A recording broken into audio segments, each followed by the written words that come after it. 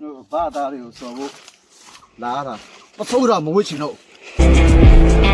တရားတွေကတစားအစီပြန်ကျဲအစောတီသွားမဲ့ခရီးယုံကြည်ရတဲ့အကုန်နဲ့လာဖြူခွဲ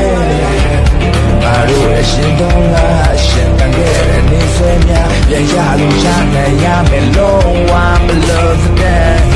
ယုံကြည်ထားတဲ့ဒီကြောင့်တရားတတိယတူထားတာဒီရှေ့ကိုရောက်လာတဲ့ငါတို့ရဲ့အလေးအဖေ